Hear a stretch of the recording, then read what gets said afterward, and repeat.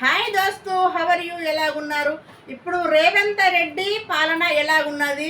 మనము ఉరికి ఉరికి ఉరికి ఓటేస్తున్నాం, కానీ రేవంత్ రెడ్డి ఇప్పుడు ఒక్కొక్క రూపాయి కట్టుకున్న పేద ప్రజల ఇండ్లు బ్లోక్ పట్టి కూలగొడుతున్నారు. అది మంచి పద్ధతి కాదు. మనం ఏరి కోరి రేవంత్ రెడ్డిని వేయించుకున్నాం కదా, అందుకని మనకు గరీబోళ్ళ పరంపోగు భూములు కూలగొడుతున్నారంటే టీకే మంచిది. కానీ పట్ట ఇండ్లు కూడా మరీ ఘోరంగా కూలగొడుతున్నాడు. అది చాలా తప్పండి. ఎందుకంటే మనము రేవంత్ రెడ్డిని కావాలని కోరి తెచ్చుకున్నందుకు మనకు సరైన శిక్ష ఇదే. ఏమంటారు ఫ్రెండ్స్?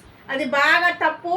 అలా కన్నీరు ఊరికే పోదు. ఒక్కొక్క కష్టం చేసిన పైసా, మేహనత్ చేసిన పైసా, ఒక్కొక్క రూపాయి కూడగట్టుకొని ఇండ్లు కట్టుకుంటే బ్లోకులు తాని ఒక్క మినిట్లో కూలగొట్టేస్తున్నారు.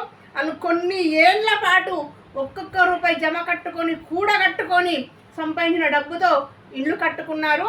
దాన్ని ఒక రోజులో కూల్చేస్తున్నారు.